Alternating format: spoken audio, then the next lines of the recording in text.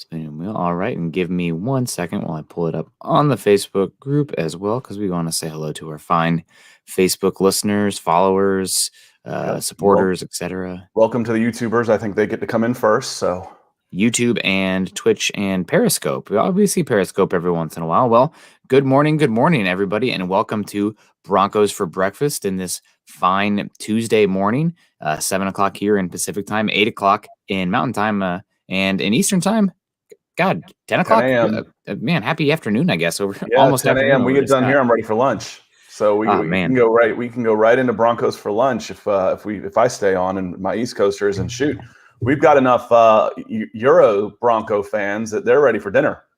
Yeah, maybe some Broncos for brunch. Maybe we can get some mimosas going, some more coffee, maybe a little bit of a Jameson in the coffee as well, a little Irish coffee action. But good morning, everybody. Like I said, this is Broncos for Breakfast. We hope everybody is enjoying it. And obviously, Chad does not have the Broncos for Breakfast up here, but there it is. Awesome.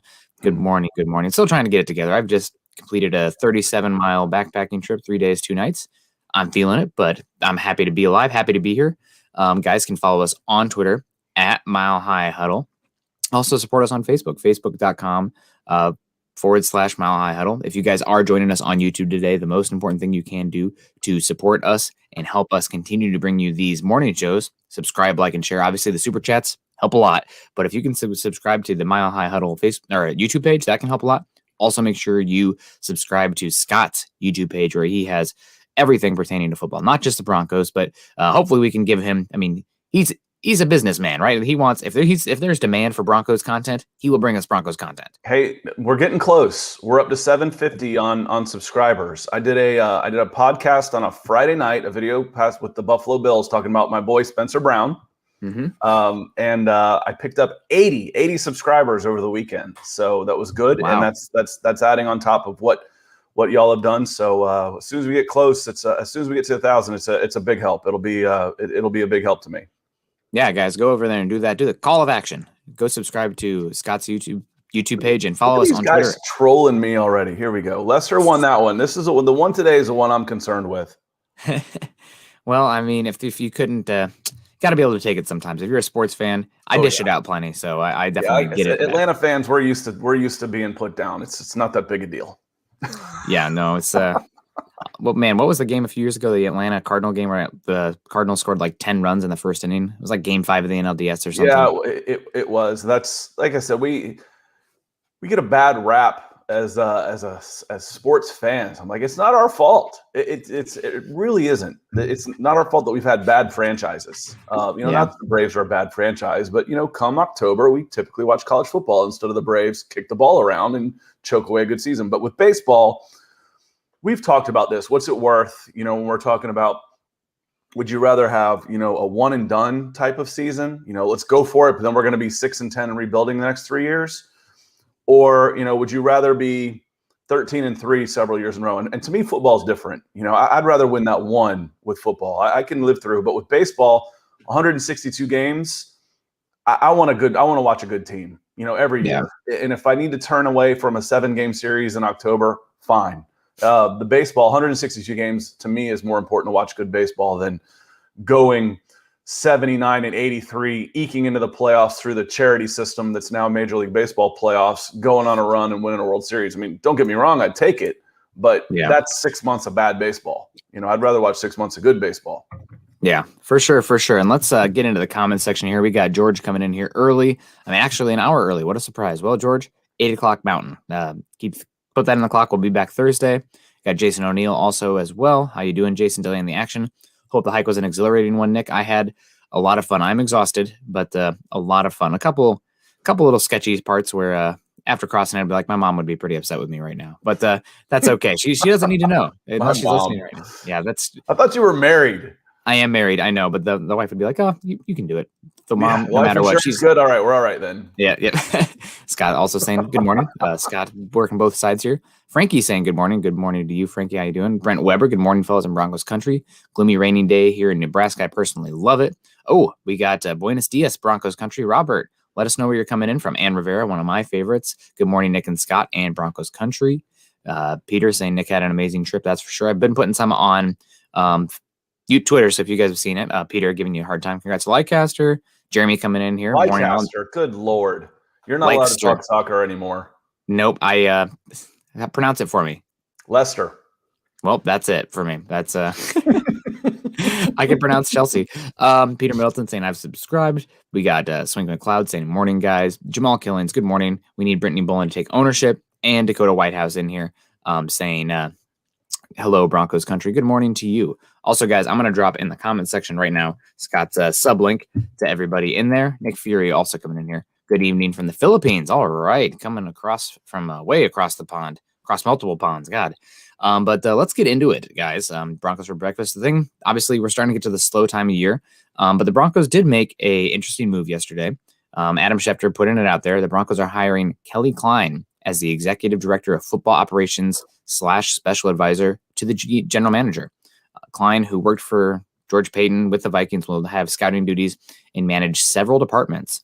Kleine is believed to be the highest ranking female scouting executive ever with an NFL team. So Broncos helping, I guess, break some glass ceilings here, hiring a female as the highest in this position in NFL history. And it's coming to the times. I mean, it was a matter of when, not if, but it is cool to see the Broncos do it first. And, she wouldn't be here, obviously, if she didn't have the credentials. The Broncos, this is such a competitive industry where there's not really charity cases or anything like that, right? Like she deserves this. I'm really excited to see what she can do. And maybe this is a general manager in the future as well. Well, here's what's impressing me. And frankly, the fact that she is a woman and where she gets hired gets a lot of press. And yeah, this might be middle-aged white guy talking here, but I don't think we'll have true equality until everybody has the same reaction that I do, which is I don't care. I don't care that she's a woman. I don't care. Yeah. Can she do the job? What's more impressive to me that she's 30. Yeah. 30 is that she's doing this at 30 years old. So, reading through her sheet coming through, she was an intern with the Minnesota Vikings in 2012. So this is a woman who has been raised on professional football, her entire semi-professional career, all the way to 30. So she's got roughly 10 years with the Minnesota Vikings, working her way up step by step by step by step. And she's got a decade of experience, despite the fact that she's 30 years old. And 30, I mean, that to me is what is the most impressive part of her resume when you're looking at what she's done. So looking forward to seeing what she brings to the table. I know that Bronco fans have been really happy with what George Paton has done thus far. Honeymoon period. But thus far, I think everybody's been pretty happy with the moves that the Broncos have made.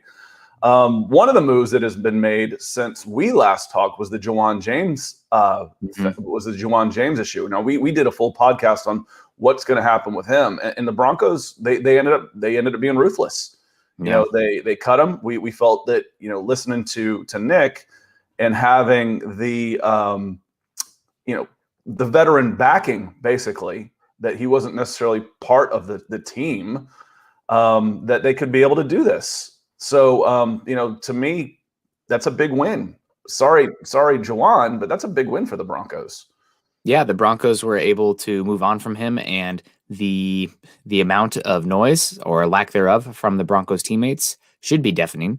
It stinks for him, but I think if anybody should be mad about this, obviously you have people like some AFC West fans, rival fans, chastising the Broncos because they're able to get out of a bad contract because of this. And, if this was the Raiders, I wouldn't want them to be out of the contract, you made the bed, go lay in it. But the Broncos getting out here due to, I would say, unfortunate circumstances. You'd rather have Juwan James healthy and playing. But here we are. But the Broncos players, they didn't really jump out and take a big issue with it. They're taking more issue, and this is just across the league with the NFLPA. So while the Broncos did release James, and I think they're waiting until June 1st to make it official to cut the salary dead cap. Somebody can correct me in the comments if I'm incorrect there. The brain is still trying to catch up. I haven't had coffee for a few days. But that's my understanding. But it will be really interesting to see what happens here. I think this isn't over. This is going to be drawn out. This is going to be in the courts. But the Broncos have made some moves as well, bringing in Bobby Massey, bringing in Cameron Fleming. Hopefully, one of those guys can be better than what they had last year, the last few seasons. We'll see. But it's not a bad move for the Broncos. They save some cash. They bring in two guys to compete for that position and let the best guy win it. And on top of that, you get some depth at the tackle position. So like I said, I'd rather have a healthy James, but it is what it is, and the Broncos pivoted, and I'm about as happy as I could be given the situation. Yeah, and going back to, I kind of got out of talking about Kelly Kleine a little too quick. Yeah. I didn't necessarily mean to. In just reading some of the comments, and some of her duties, it's not just scouting. Being in charge of the video department is one thing, and that's huge. You know how much these guys watch film, not just the coaches, but the players and the breakdown. So owning that entire process, we know what a digital world it is. Yeah. So being in charge of that, she'll have as big of impact there as she will in the scouting department, because that is scouting. The film breakdowns is scouting. So she's coming in with a lot on her plate. And like I said, having been spent the last 10 years, she's been not born to football, but certainly raised as an NFL exec. So again, I'm looking forward to seeing what she does with the Broncos. Yeah, and there's some awesome quotes from Rick Spielman, her former boss of the Vikings, talking about her. Like, quote, she's a critical part of everything we do. Everything revolves around her in the office. On the college side, she makes sure everything is ready for our meetings. She runs the draft board. She does a lot of things and directs a lot of traffic. We probably couldn't function without her in the room. So also Spielman saying, in our eyes, it's not about being a man or a woman or what religion or race you are. It's who is the most qualified regardless. I know she's going to get things done and in the right way. So there is a lot of praise for her. And, it's good press for the Broncos. There's a comment here from Peter. Yep. Firstly, she deserves it. Yes, but it's also positive press for the Broncos. And a great point here from Peter, inspires our daughters to do the same. And Peter actually had a super from last Thursday that we did not actually get to. So I want to read it right here, right now. The Broncos have a lot of players with a lot to prove, either due to being injured last year and or in a contract year. Do you see any surprise cuts or trades and a surprise contract extension? So any surprise moves from the Broncos that could come down the tracks? Well, the Deshaun Hamilton one tore his ACL, so that's kind of in limbo. At least I've been without service for 3 days, so that's the last I saw. And also like Royce Freeman, those wouldn't be surprising at all. But I think somebody who could be a surprise release, which I'm not advocating for, but I just think the way the contract is set up, the way the position is set up for the Broncos right now, it's Bryce Callahan. He's played extremely well last year when he was healthy, but that's the thing. He has not been healthy. He's on the wrong side of 30, and the Broncos invested heavily in the cornerback position this season. So you could go out with 3 starting cornerbacks of Surtain, Darby, and Fuller and be fine. You could just kick Darby to slot, honestly, in this scheme. Bryce Callahan could save you nearly $8 million. I mean, it's something you have to think about. That's the one that sticks out to me, where obviously you would hate to lose him because he was so good last year. But that money, that could make a difference elsewhere, or you could roll it over. You're just deep enough at cornerback. Maybe you want to go with the depth given what happened last year. But Callahan's the one who sticks out as a surprise cut. Well, and if you look at some of the guys, and I like this sportrack.com. They break down everything right there. So I just went in there, and so you look at the number 2 guy on salary is Graham Glasgow, a guard. What? Yeah, that's odd. And it's not that high, but he's in his second year of his deal now. So So normally you'd look at that and go, that dude's gone. But no, not in his second year. Maybe next year. Next year you want to talk about doing some reshuffling. That I would be nervous if I was him on that contract. But that's why you get your signing bonuses. That's why you get that stuff. You get that stuff guaranteed. Melvin Gordon, he's a free agent next year. So just looking at guys that are coming off, the dead cap hit would be significant. So, obviously you're not going to, but that's what I start doing is and that's what execs are going to do. They're looking at a spreadsheet, and where can we, how effective are these guys? So, those guys aren't going anywhere, but they don't have to. We're talking $25 million under the salary cap right now. I'm used to looking at those numbers and seeing 3 guys with cap hits in the 20s. The highest guy here is Von Miller at 22, and the next is Graham Glasgow, a guard, which is odd. That there's no quarterback in there, but that's why you have so much flexibility, and maybe why the Broncos need a quarterback. Yeah, and with Glasgow, shout out to him for coming on to one of the Huddle Up podcasts here in the last month, making a guest appearance on the show.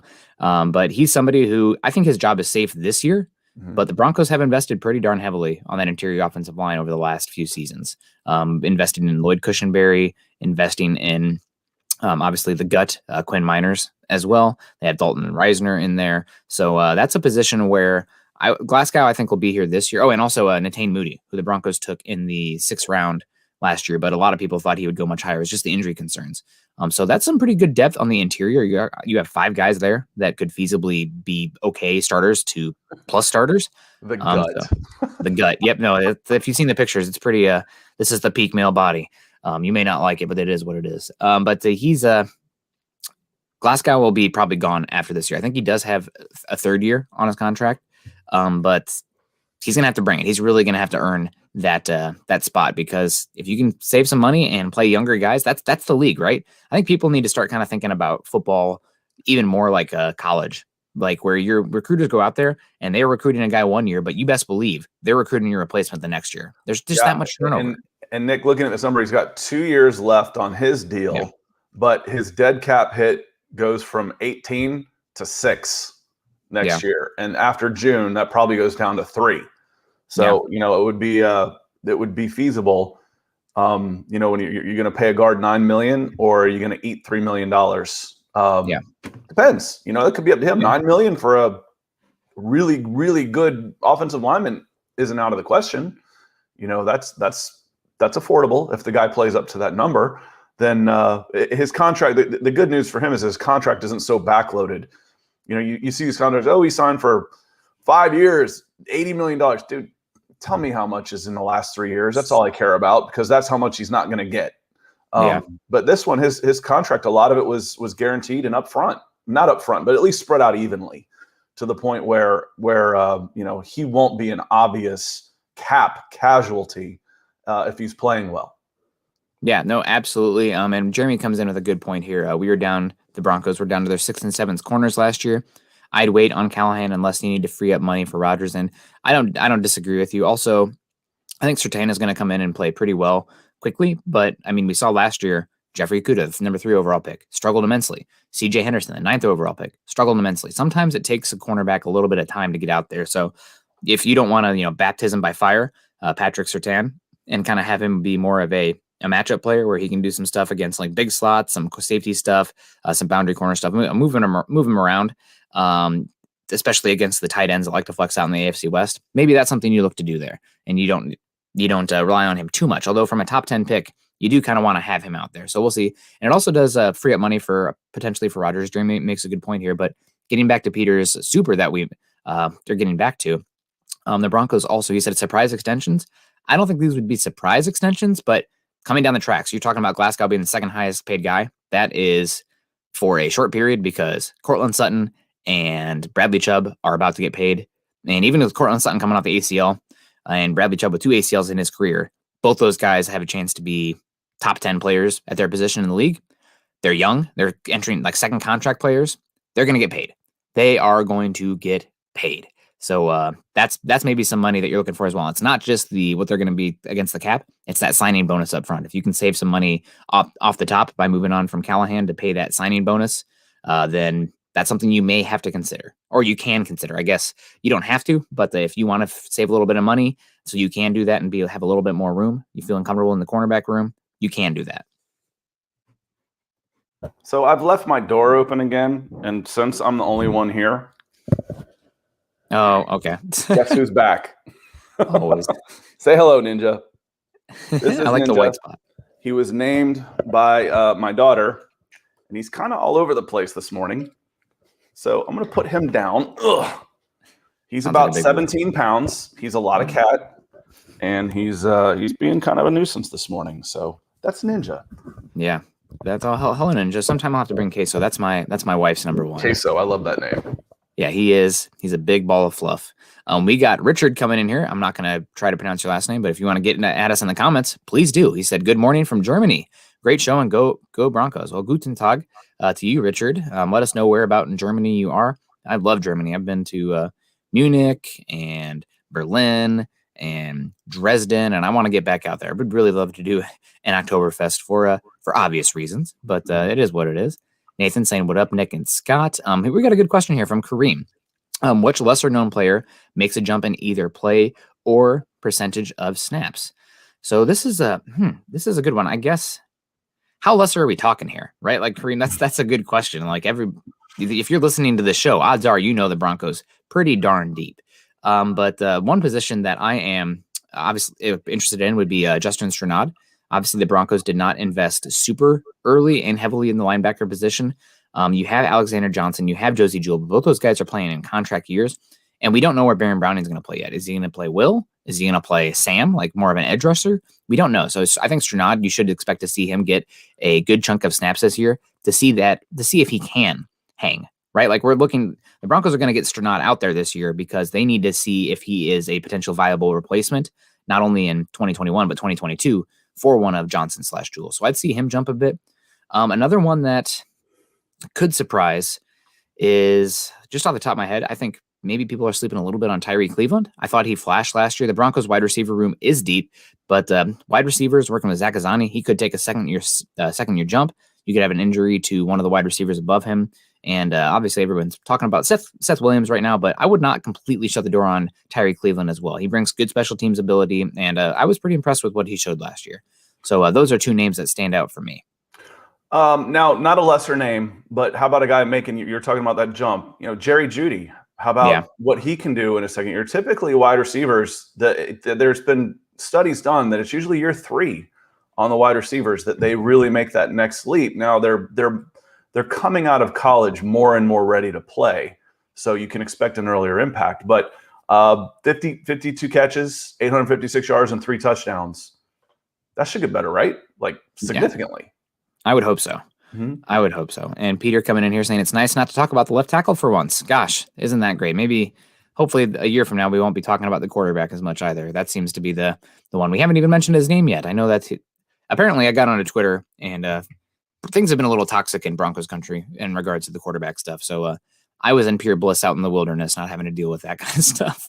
We got Kyle Wielden coming in here saying, good morning, gentlemen. Well, Kyle, thank you so much for the $10 super, keeping on the lights in here, and a special good morning to you specifically for helping us, and hopefully we can help you. Hit us with a question as well if you have any. We would love that.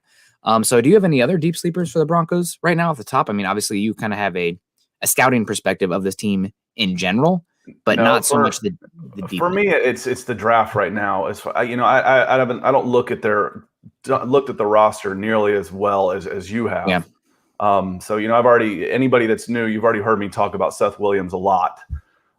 As far as the guy that I think can really outplay his draft position. He's a first, second round physical talent. For some reason, for one reason or another, was just always on the cusp of breaking through, but he still finished, I think, like the 4th all-time leading receiver in Auburn history. Yeah. And they've had a few good ones. Getting back to that toxicity comment, that goes with the offseason. People start getting antsy and they start turning on each other until you've got a common enemy. Once you've got someone else on the schedule or someone else coming in and making, it's like come around June, July, you start thinking, man, we need football season. We got to get the Raiders on the schedule. We got to have someone else that we can all hate. We need a common enemy. So I appreciate this crew in here. I read through the comments all the time. That's why my head's facing this way. There's good conversation. This is a good community we've got in the morning. So maybe people get a little meaner in the evening. I don't know, but I appreciate the commentary that goes back and forth on Broncos for breakfast.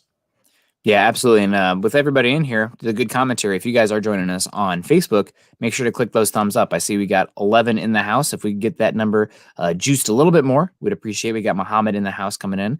Good morning. Good morning to you, Muhammad. How you doing? Charlie Beagle's also in the house. I wanted to give Charlie a shout out, and Bob Skinner. Those are great guys in the comment section. Always appreciate what they have to say. We got Trent Asher coming in saying, good morning, Nick and Scott. Looking for a bounce back year from Courtland Sutton, hoping for an injury-free year. And Nelson also getting in here. Good morning, Zach and Scott. Greetings from Virginia. And Muhammad with the super sticker. Muhammad, we do not have a producer back here that can pull that up, but you can let us know what it is in the comment, and maybe I'll act it out. If it's one of those peach guys showing his booty with the headband, I don't know what I'm going to do for you, but I got to do something. So Benjamin Flores coming in here as well. Good morning. So I want to get to this. Obviously, you're an outsider when it comes to the Broncos country. What are your thoughts on Courtland Sutton in general? Obviously, he missed last season. He's had, let's just call it what it is, dreadful quarterback play. And wide receiver is one of those positions where unless you're Calvin Johnson or, Randy Moss, even though like we saw Randy Moss difference between Oakland and New England, what a difference that made. But Courtland Sutton coming into year 4, man, I will tell you, he's a surprising player. And he's one of those guys that proves that, that 40-yard dash, it's great, but there are other ways to win as a wide receiver. And I think he could be a top 10 wide receiver in the NFL this year. I really think he is that talented. We've talked about, when we're talking about looking at players, what's my bias among wide receivers? Size. I like the big receivers. They're always open. You can throw them open. Getting separation is good, but they don't always call holding, especially if you're watching the Kansas City Chiefs play defense. So they don't always call holding. When they do, the Chiefs were in trouble. But a big guy is always open. You can throw him open. One shoulder, the other shoulder higher, he can elevate. So you're talking 6'4", 215 at least. So hopefully, coming back, so he had a huge 2019, 72 catches, 1,100 yards, bunch of touchdowns. Yeah, he's going to be good to have back if he can come back healthy. Yeah, catching balls from Joe Flacco, Brandon Allen, and Drew Lock, and out there and just making incredible plays. I think it was Kyle Krabs of the Draft Network who compared his profile and skill set to Terrell Owens, who also didn't, absolute amazing 40, but he was just so big and long and strong and sudden and great ball skills in the air. So, the thing about Terrell Owens is whatever he ran at 22 years old, he was still running it at 33 years old.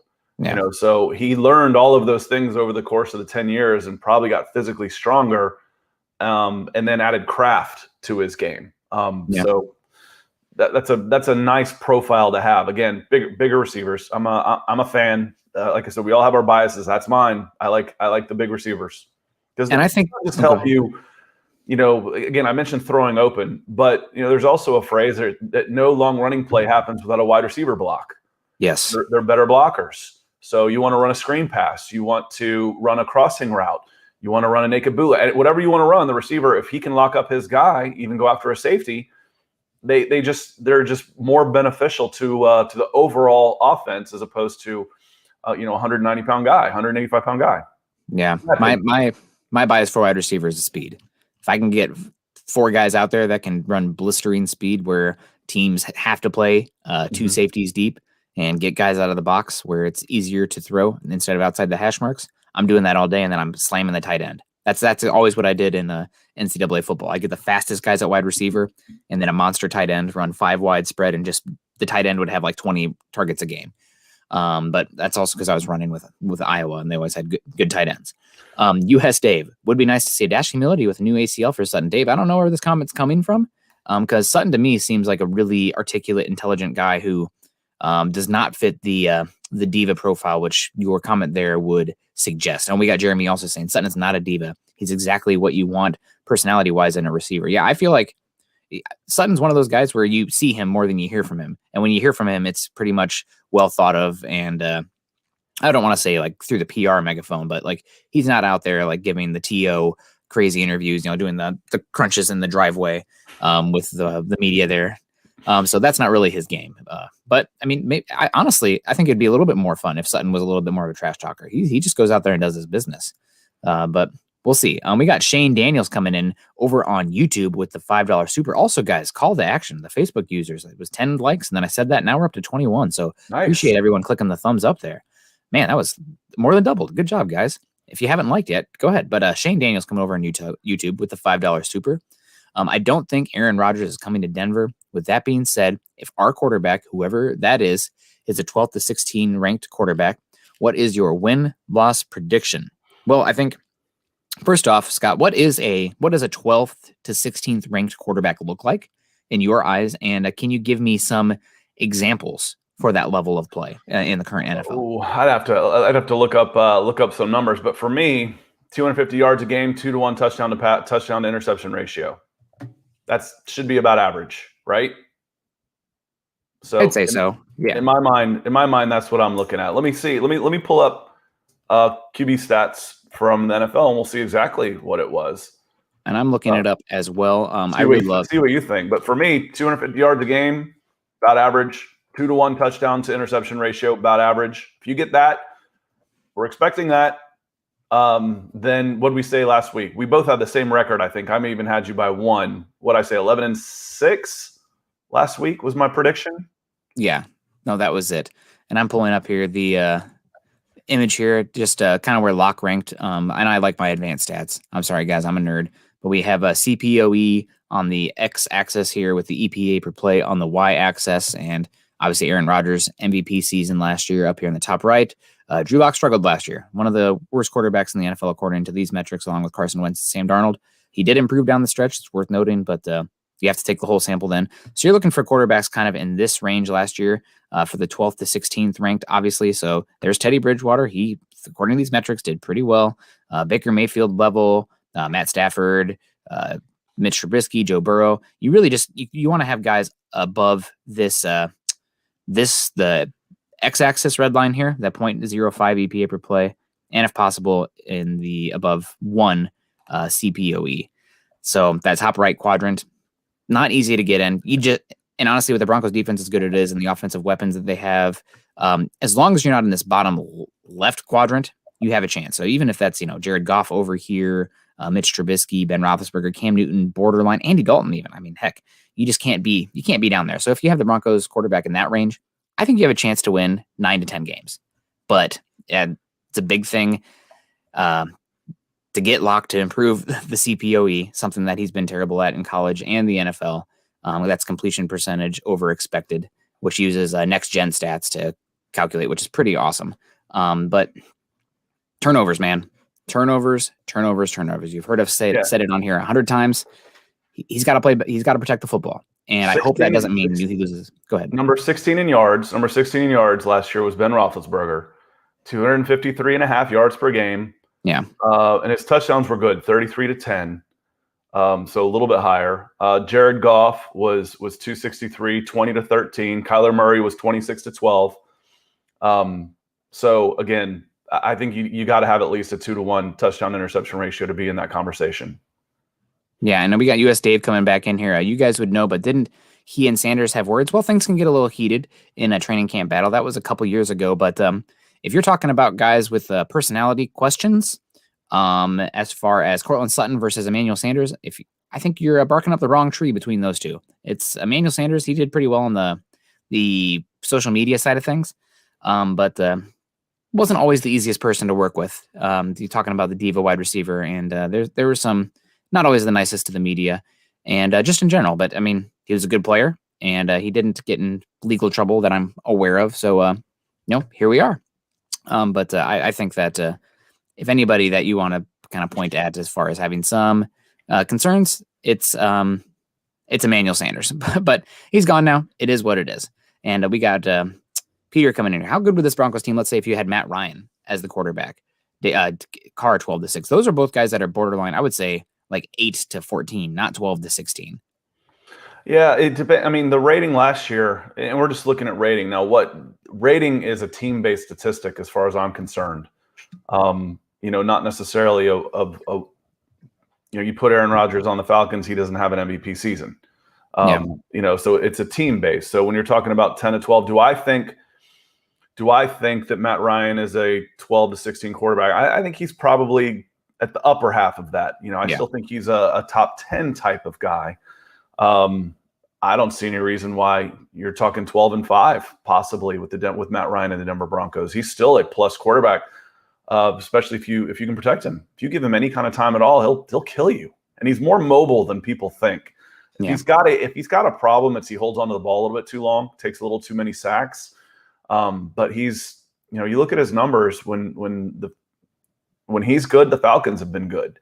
When he's been okay, it's usually because he's gotten sacked like 158 times in like the last 3 seasons. It's something outrageous. That is, yeah. I mean, when you have an older quarterback, you really need to stock up on that offensive line. His birthday was yesterday. He just turned 36 years old, so I can stop saying 36-year-old when the season starts. Now he's 36.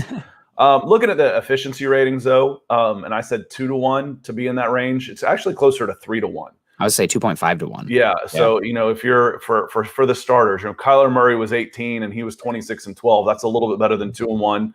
Matthew Stafford was 26 and 10. He's at 14. Justin Herbert was 31 and 10 touchdown to interception ratio. So to be in that range, you're talking you need to be closer to 3 to 1. and Drew Lock was right at 1-to-1. That's not good enough. But again, to me, that's a team stat. I mean, so we'll see. Well, the quarterback rating to me is a team stat until it's not, and then you got to make a change. Yep. So we'll see what happens with Drew Lock. I am personally concerned. I thought that coming into the NFL that he was a little bit too aggressive with the football, sometimes a little bit too much of a gunslinger, not thinking as much as he would, especially out of structure, kind of lose his damn head out there. But he came in not last year, 2 years ago, that 5-game sample size that he played. And while he was protecting the football, his yards per attempt were minuscule, terrible. I mean, we'll just call it it was dump off city, which is fine. But, and it's going to be really annoying coming back here. I could see it happening. 6 months from now, talking about Drew Lock starting quarterback, he's protecting the football, but he's bottom in the NFL in yards per attempt. And there really is this fine equilibrium between being aggressive and pushing the ball downfield, being a hunter, and protecting the football. You got to have a guy who can do both. You can't lean one way either direction, because otherwise you have this milquetoast offense that isn't creating explosive pass plays, which you have to do in today's NFL. Or you have a guy who's just turning the ball away, putting your defense in harm's way, limiting possessions that can result in points. So hopefully there's a lot of quarterbacks who kind of fluctuate back and forth, and the good ones can be aggressive with the football, pushing it down the field while also protecting it. So right now the issue isn't Lock last year, yards per attempt, super high. I mean, he was just chucking it down the field. The year before that, minuscule yards per attempt. Got to find that balance there, but also while protecting the football. We'll see. It's easy to say, hard to do. Yeah, taking care of the ball doesn't do you any good if you're 3 and out. Yeah. Yep. So I agree with you. You still have to be able to take chances. And I'm a big fan of that. The yards per attempt, and not to keep bringing him up, but we're probably gonna a lot is the Justin Fields thing. He threw like 25% of the screen passes than the other 3 quarterbacks that were in his conversation.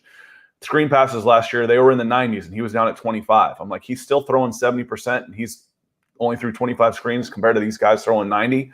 So, and to me, that was one of the things that made him as impressive. Is he's not just accurate, he's accurate downfield. And that's what it's going to take for sure. Yep. And Diamond Rattler saying, I've been drinking all night, Nick. My pops passed away a couple months ago. Damn, I'm kind of buzzed. Well, be careful. Don't drive.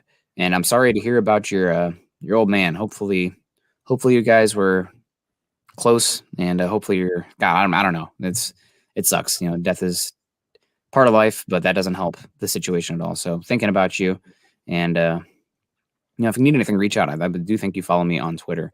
So we're here for you, Diamond. We got the DWI guys. Don't drink and drive, guys. Also, the Lock, expect the same the last 2 years, 5 to 6 wins max. He's not a difference maker, which is why Paton is looking for an upgrade and why he brought in Teddy. Look for Teddy to start and less trade. I do think Teddy will start, but there's obviously a chance where Drew Lock takes a year 3 jump, second year in a system, kind of getting a little bit more comfortable, actually having reps out there. And also Drew Lock is in camp throwing the football around. Teddy Bridgewater is not, I believe. So that may be, could be a little difference maker there. But 5 and 6, I think this team is going to be better than that. Last year they got hit with catastrophic injuries. In the last 2 seasons, the Broncos ended up having 2 of the top 3, or the last 2 seasons, the Broncos were both times in the top 3 in strength of schedule. This year, their projected strength of schedule is like the 3rd worst in the NFL. So just because of that alone, I think this Broncos team and an improved roster, they should be better this year, even if the quarterback position doesn't improve from bottom 3, bottom 5 in the NFL. And last week we went over the schedule.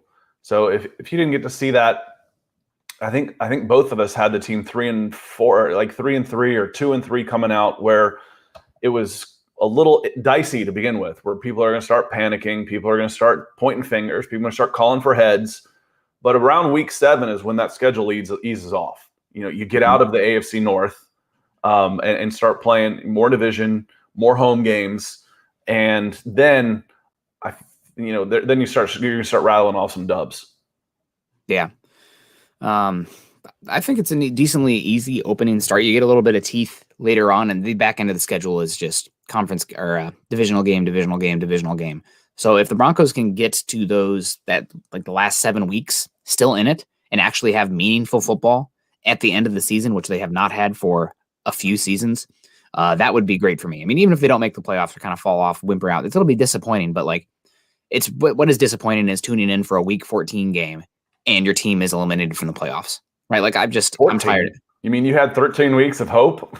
In the Vic Fangio era, they have not won a game in September, which is absolutely outstanding because the Broncos had something where they were like 50-2 in home games against the spread, just because teams are not conditioned enough to really come into that mile high era that early in the season. And the Broncos, they obviously have some losses in there, but like crazy against the spread. They would just cover the Broncos at home. If they're playing at home, they're going to cover in September. So that's kind of fallen off a little bit. I'm expecting to see it more this season, especially with the easier opponents the Broncos have.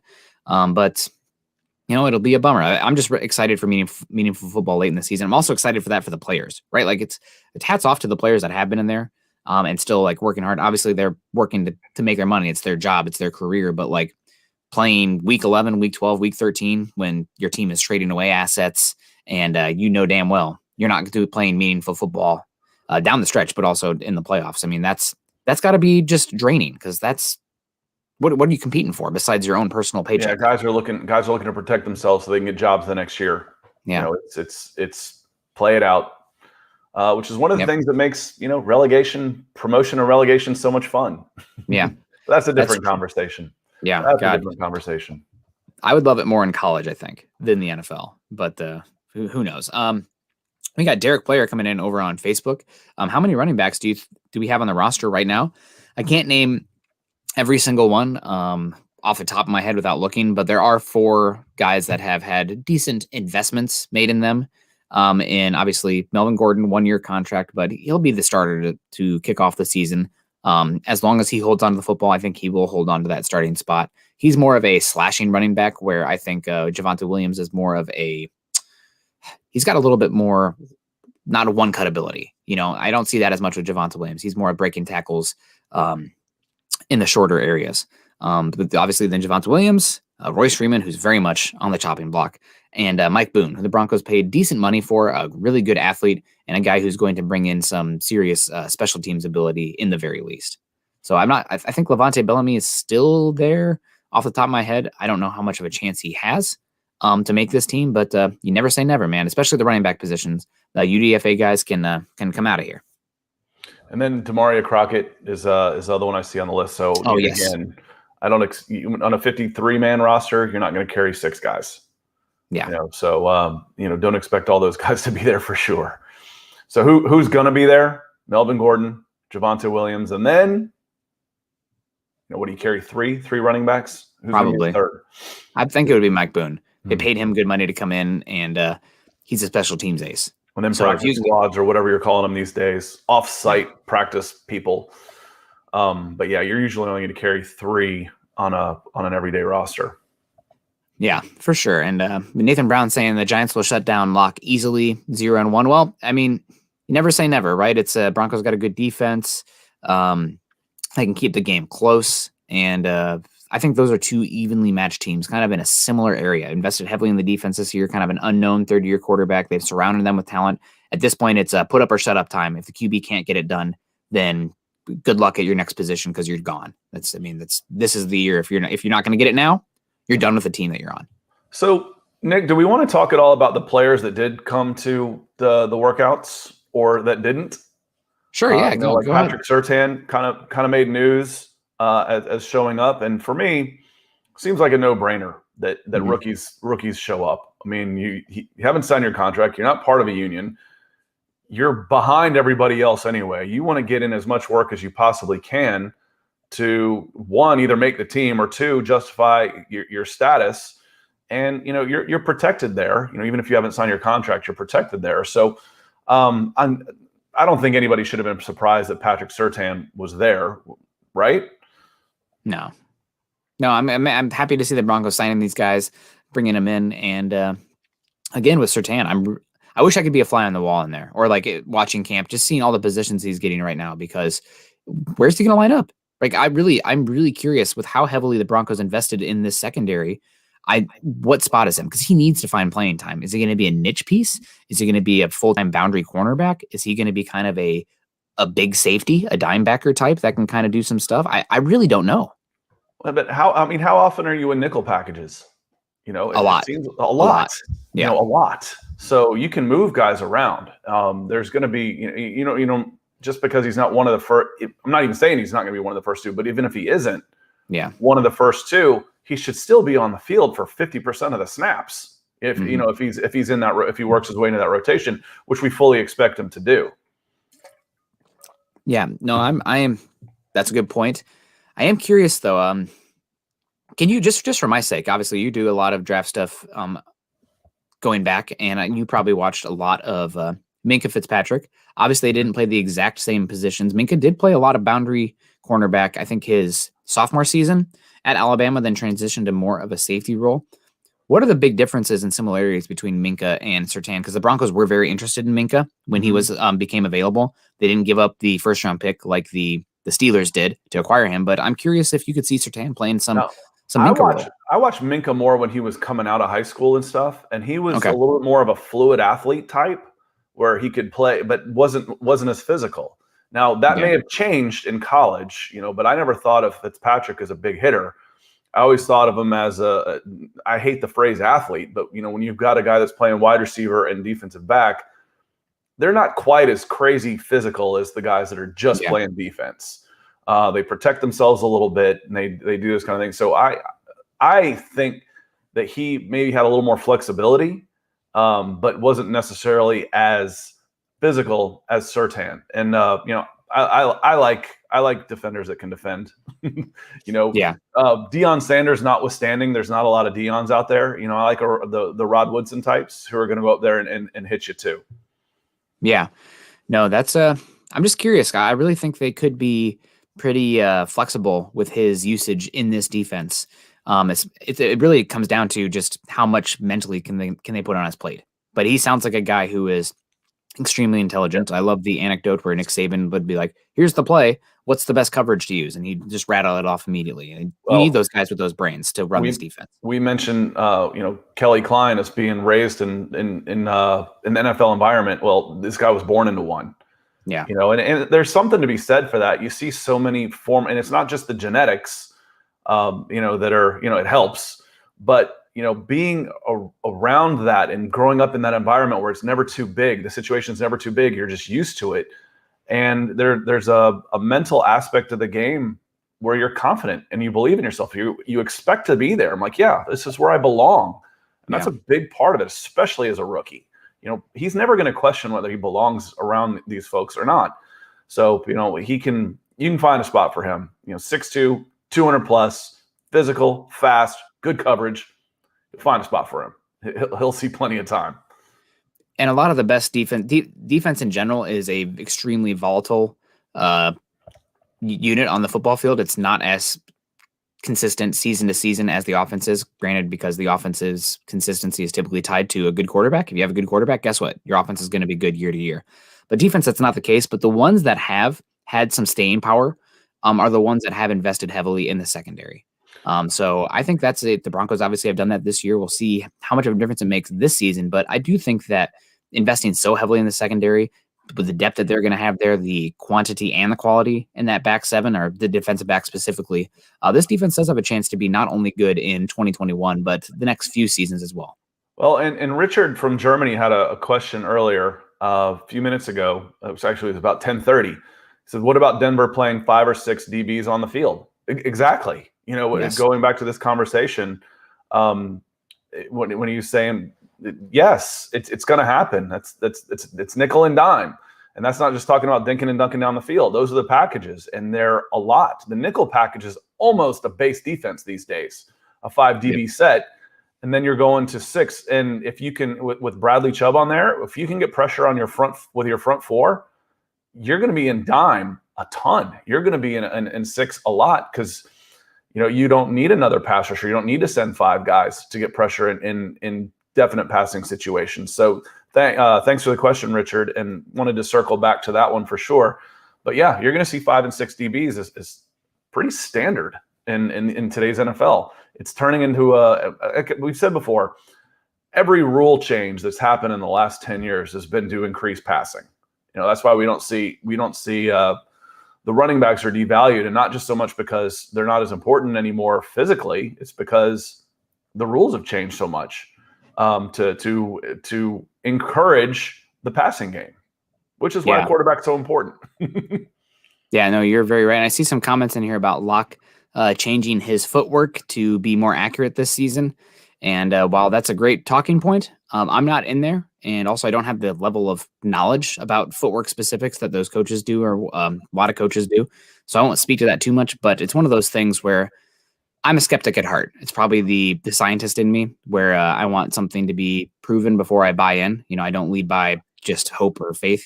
It's just not my style. So Locke, it's been a talking point for years now. Improving the footwork, the base mechanics, been an issue. Stop falling off your back foot, step up into pressure, et cetera, et cetera. Step up into the open space in the pocket. Hasn't seen it. Hasn't done it. It's been a talking point.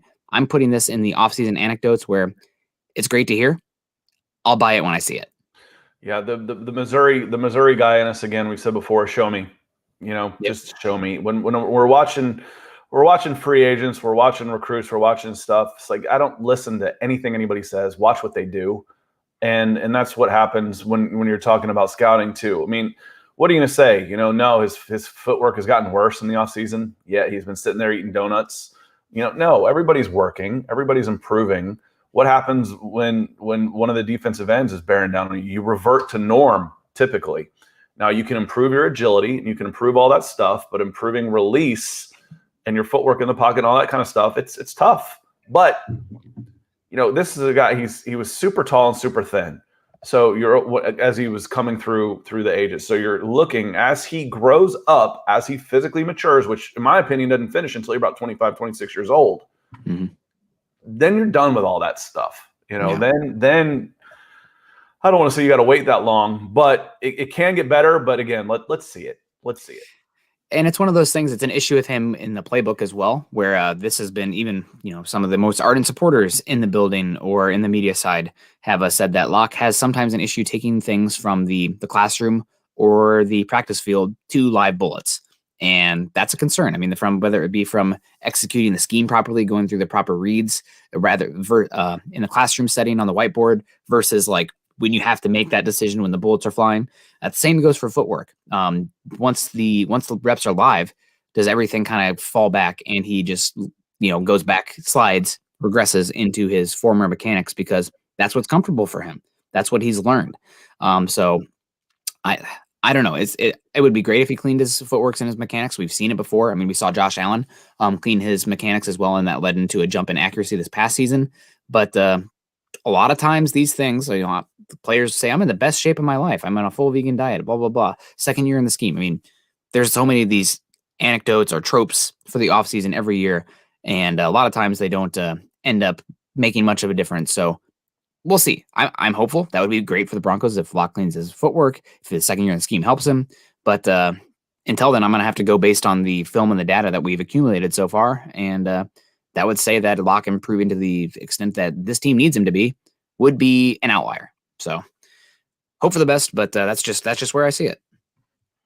And Tyler Randall, appreciate it. Just sending some love back to you. Where are you from, Tyler? We'll call it out in the chat when we see it, but can't wait to join the crew tomorrow night. Big Crew's on every night. I get my alerts on Saturday nights and Sunday nights. I'm like, geez, guys, you guys are machines. I know. So we're happy to be here, Broncos for breakfast for sure.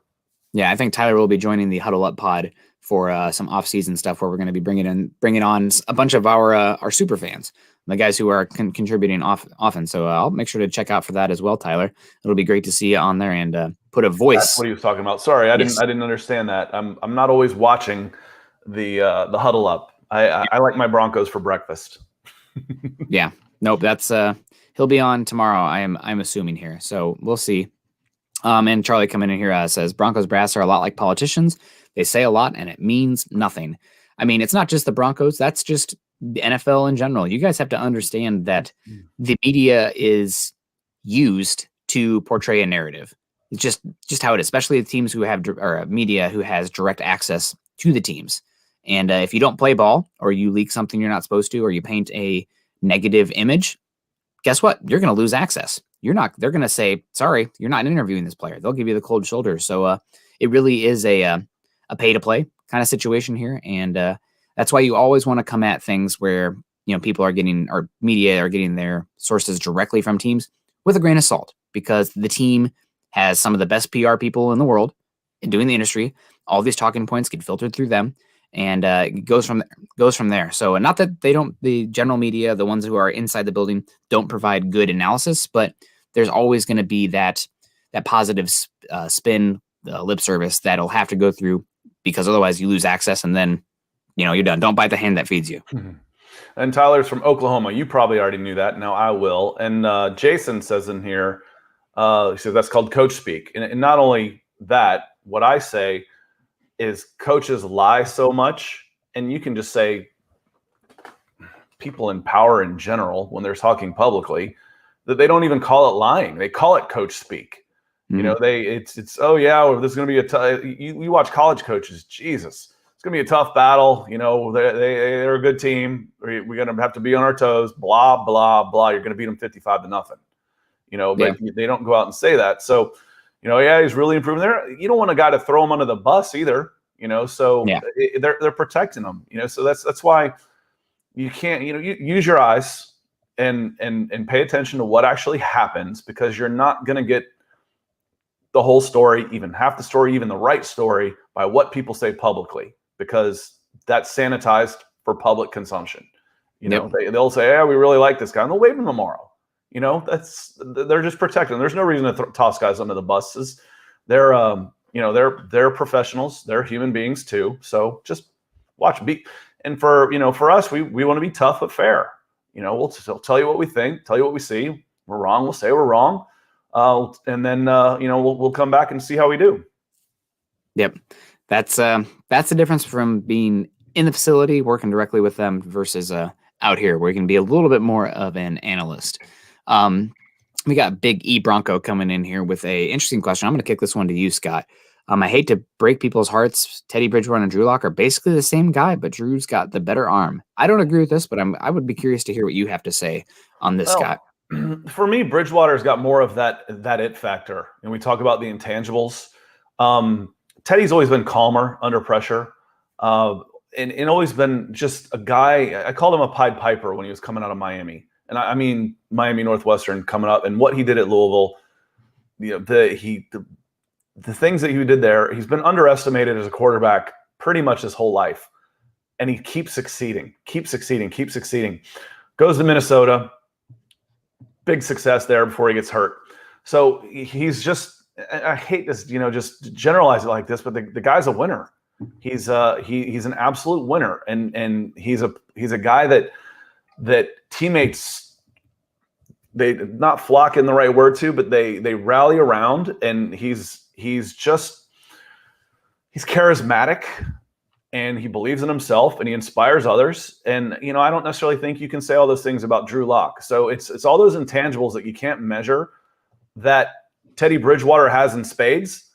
Now, is he going to be healthy enough? It just kills me that how, his career was almost ended, that he's come back from that as a testament to who he is. And, like I said, I'm a Teddy Bridgewater fan. I'll root for him forever. He's had success to back it up. And I hope he continues to have success with the Broncos. And if he doesn't, he'll make Drew Lock better. If it's not Teddy Bridgewater, then Drew Lock got better, because nobody's being handed anything here. Someone's going to have to earn it. Teddy Bridgewater is a good quarterback. So if it's not him, then Drew Lock has improved. That's a good thing. Yep. I said it when it happened. Teddy Bridgewater raised the floor of the room. And coming in here from who was it? Nathan here saying wasn't Teddy in Shermer's system? He was, although Shermer never really got to work with Teddy actual in games. It was like Shermer was brought on, and then Teddy went down with that catastrophic leg injury. So, it's either way. Teddy was brought in, and my understanding is it was at the heavy-handed request from the coaching staff to bring in another quarterback outside of just Drew Lock, because this coaching staff wants to execute their scheme, and obviously they had to dial it back last year with Drew Lock, and also the coaching staff from Vic Fangio to Shermer kind of over the turnovers thing. And that doesn't only go for Drew Lock. That also goes for Melvin Gordon as well. If Lock/Gordon are having issues with turnovers, guess what? They're grabbing some bench. Have a seat, buddy. You're not playing anymore. So we'll see what happens there. We got Big E coming in further to clarify his comment here. Teddy's completion percentage is misleading when he's under pressure. He just dipped it down. Whoever is closest, Bruins looking to mate that big play and go downfield. Okay, I'm not sure what he means by the Bruins. Obviously, some autocorrect there, but I think he meant Lock. But I don't know. Taking the check down isn't always the worst option, though, right? Like if you can take the check down and make a no-win play instead of an incompletion 3 or 4 yards, that's great. And if you can get it to this Broncos team, they got playmakers out of the backfield. Melvin Gordon, good receiver, actually. Javonte Williams still improving there, but if he gets the ball in the open field and he's against a defensive back, good luck bringing him down. KJ Hamler, explosive. Jerry Jeudy, one of the best guys at getting open quickly in the NFL. So the checkdowns aren't always a winning play, but they're hardly ever a losing play. So if Bridgewater can do that, that's a win. That's going to keep this offense moving. Yeah, it beats taking a sack or an interception. Yeah. Or incomplete, 4 or 5 yards at a time. That's okay. That's okay. As long as you're not just looking down there. Now, if you're looking downfield, covered, check down. Well, that's what he's taught. You're supposed to do that instead of covered, scramble, sack, which I've seen a ton of. Then that's bad. Or worse, covered, throw it anyway. It's interception. Interception, and then it's a real problem. So checkdowns aren't always bad. Yeah, Lock has some issues, but one of the biggest ones, and we talked about this a little bit, was he is just so bad. If his primary read isn't there, then it's going to be a bad time. Like he's either going to panic and escape the pocket and throw it into a spot he shouldn't, or he's going to force it to that first read. But it's just like understanding that where his first read is, what the coverage is saying, and based on what the coverage he reads is, where to go with the football after that. So you got to be. It's a fine line, but being smart with the football, getting it in there, and knowing where to go with it. Quarterback's a tough position, but there's a lot of nuance to it. But guys, I think that's going to do it for us today. I need to go get another pot of coffee going because today is going to be a long day of work. Catching up from yesterday as well. But we appreciate everyone who joined in. We want to say hello to everybody again and give a shout out to everybody who dropped a super chat for us because, man, we wouldn't be able to do these shows unless you guys were showing us the love like that. So we really do appreciate that. We got Richard Bison Coder. God, I hope I pronounced that right. Richard didn't let me know if I didn't give me the pronunciation there. So Richard, thank you to you. Kyle Wielden with a $10 super. Also, thank you very much. Muhammad coming in with the super sticker. Shane Daniels, thank you very much today. Tyler Randall and Peter Middleton too, giving you guys a shout out as well. So that's going to do it today for Broncos for Breakfast. Hope you guys have enjoyed it. You can find us on Twitter at Nick Kendell MHH and at Scott Kennedy. Also, guys, find us at Mile High Huddle, the mothership, so to speak. Go to Facebook, follow our Facebook page at facebook.com/Mile High Huddle Pod. Outside of supers, the most important thing you guys can do to help us: subscribe, like, and share. Also over on Facebook, please click those thumbs up. We appreciate everyone for coming in here. We got Peter saying, well done, Nick, for doing this with Scott today. I am tired, but I went to college. I went to grad school. I'm used to functioning, showing up, and putting on that face after not getting enough sleep, and not always because of being up studying. Maybe some other stuff going on at night on a school night that shouldn't be doing. But it is what it is. College is fun. But we appreciate everyone. Hit that like on the way out. And Scott, what do you got the rest of the day before we get out of here? Just a little, let everybody know. Well, Chelsea's playing Leicester again today, and they got to win 2 games in a row to close out their season the way they want to. So there's a big one today at 3:15. This one's a big one at 3:15 Eastern time. So that's what I'm looking forward to this afternoon. Well, awesome. That would probably be a heck of a lot of fun. I will be working late into the night today to make up for yesterday. Hopefully I can work enough hours to make up for that day so I can have more vacation time to do more hiking and backpacking later on. But hope you guys enjoyed it. I will be back tonight, long Tuesday, to join you guys for building the Broncos. And we love you all. Stay safe. Make sure you guys go subscribe to Scott's channel as well. I'm going to post it in the comment section here. If you hold on for 1 second, folks. Right here. You guys go click on it and go check out what he's got going on. Scott, it's always fun. Thank you for doing this with me this morning. Thank you for, hopefully I had enough energy. I smacked myself in the face a little bit, put a fork in an outlet to get myself going. It's great having this community because it helps. I say doing talk radio is the easiest thing in the world when people are calling in. So what do you all want to talk about? We'll certainly hit it, and having those supers come in makes it real easy to pick out topics. Yes, absolutely. And even you come into these things like, oh man, we got not that much has happened football wise. What are we gonna talk about? You guys bringing in the content. There's plenty to talk about. Just a couple dinguses up here having fun talking football. So appreciate it, Scott. Appreciate everyone in the comments. Thank you for everybody who liked, subscribed, shared, liked on Facebook, super chatted. I'll see you guys tonight. And we'll see you again Thursday morning, 8 o'clock Mountain Time for another episode of Broncos for Breakfast. Y'all stay safe. Go Broncos.